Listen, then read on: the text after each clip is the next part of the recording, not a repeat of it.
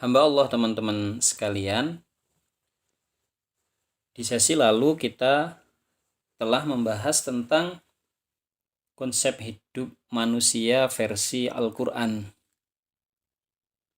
yang dimana posisi manusia hidup di dunia ini tidak lain tidak bukan hanya untuk beribadah. Sekarang kita akan membuka peta global kenapa di dunia ini adalah waktunya untuk beribadah. Nah, perjalanan hidup manusia ini panjang, teman-teman sekalian. Tidak hanya sekedar 50 tahun, 60 tahun, atau sekedar hidup kita yang kita saksikan ini, bukan. Seringkali ketika orang ditanya, awal mula kehidupan manusia itu dimulai kapan? Kebanyakan orang akan menjawab dimulai sejak lahir. Kemudian kapan berakhir? Kebanyakan orang juga akan menjawab berakhir saat orang itu meninggal atau mati. Jawaban itu menurut versi Al-Quran sangat tidak benar.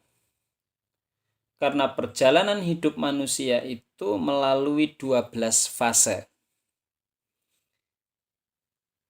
Fase pertama, manusia diciptakan oleh Allah Subhanahu wa taala itu di alam ruh.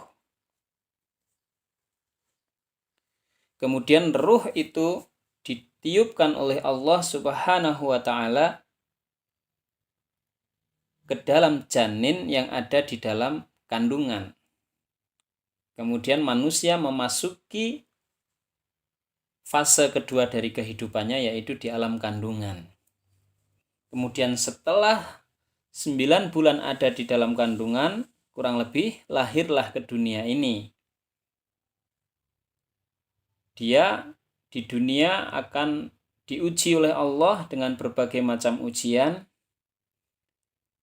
Kemudian dikasih rentan waktu tertentu yang dimana berbagai macam ujian dan rentang waktunya itu hanya Allah Subhanahu wa taala yang tahu. Kemudian begitu waktu di dunia ini selesai, yang dimana di dunia ini adalah fase ketiga kehidupan kita, maka kemudian kita akan masuk fase keempat, yaitu fase alam kubur. Nah, setelah orang meninggal dunia, habis di fase ketiga, maka kemudian orang akan masuk ke alam kubur, di mana di alam kubur ini orang akan berada di tempat yang sangat gelap, akan ditemani oleh makhluk Allah yang lain disesuaikan dengan amalnya ketika ada di dunia. Nah, yang tidak lulus ujian di dunia, di alam kubur seseorang akan sudah melihat masa depan dia, yaitu neraka. Nah, panasnya neraka sudah akan bisa dirasakan oleh orang berada di alam kubur. Nah, orang yang lulus di ujian dunia, maka di alam kubur sudah akan mendapatkan nikmatnya kubur, yaitu dengan diberi gambaran surga, dan aroma surga itu sudah bisa tercium sampai ke alam kubur. Kapan atau sampai kapan manusia berada di alam kubur? Yaitu sampai hari kiamat. Kemudian setelah hari kiamat datang, maka kemudian masuk ke fase yang keempat, yaitu hari kebangkitan. Hari kebangkitan ini adalah fase yang kelima, mohon maaf. Nah, kemudian saat manusia itu dibangkitkan, maka manusia akan seluruhnya menjadi satu di padang mahsyar. Berdiri seluruhnya di lapangan yang sangat-sangat luas, yang dimana jarak matahari dengan manusia hanya sejengkal. Nah, di padang mahsyar inilah manusia juga akan mendapatkan segala sesuatu sesuai dengan amalnya di dunia. Ada yang saking panasnya itu keringatnya sampai ke mata kaki, ada yang sampai ke betis, ada yang sampai ke lutut, ada yang sampai keringatnya itu menenggelamkan dirinya sendiri. Nah, di padang mahsyar inilah yang dalam Al-Qur'an dikatakan fi yaumin kanat miqdaruhu khamsina alfasanah. Satu hari di padang mahsyar itu seperti 50.000 tahun di dunia kadarnya. Panjang sekali. Ngapain di padang mahsyar? Mulai mendapatkan siksaan dari Allah bagi orang yang tidak lulus ujian. Bagi yang lulus di padang mahsyar akan mendapatkan naungan-naungan.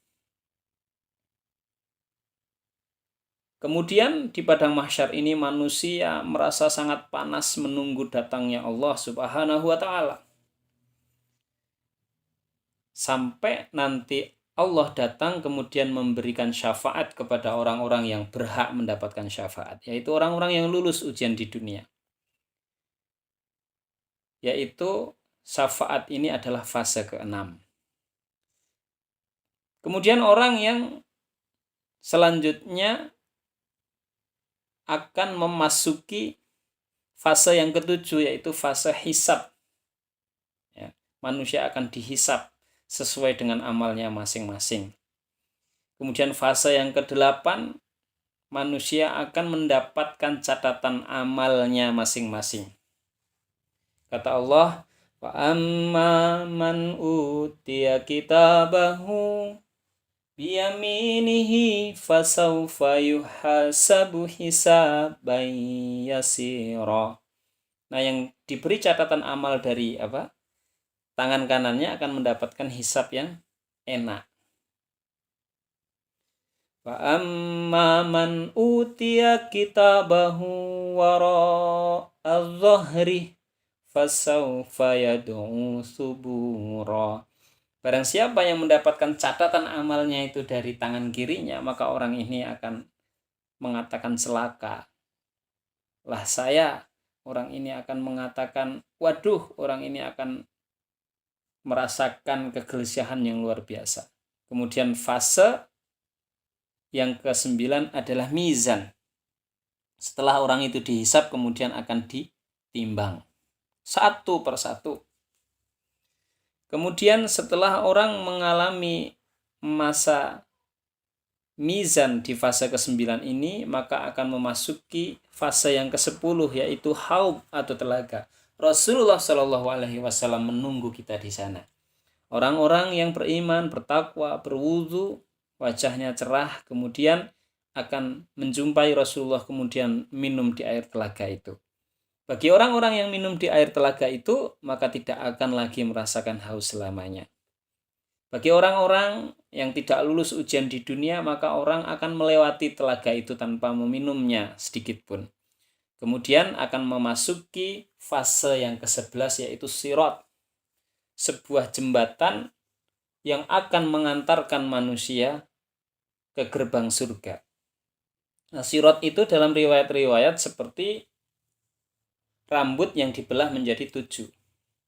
Nah, orang melewati sirat itu tergantung amalnya masing-masing. Ada yang lewatnya itu secepat kilat. Bus. Ada yang melewatinya itu lari. Ada yang tertatih-tatih. Bahkan ada yang tidak bisa melewati sirat.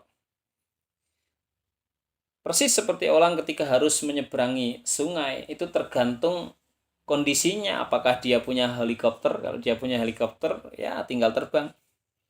Kalau dia punya kapal, ya tinggal menyeberang. Masalahnya adalah bagi orang-orang yang tidak memiliki peralatan dan tidak bisa berenang. Wassalamualaikum, itu ya.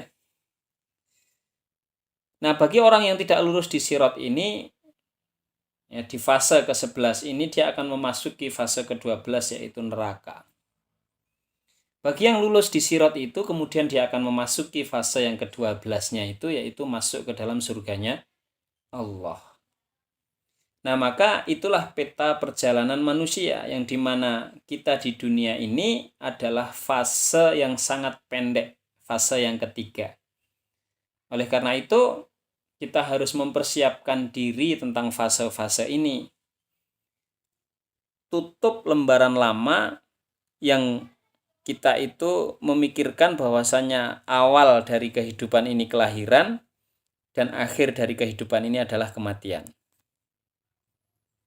Ganti yang baru, bahwasanya awal dari kehidupan kita itu adalah di alam ruh dan akhirnya itu adalah di dalam surganya Allah.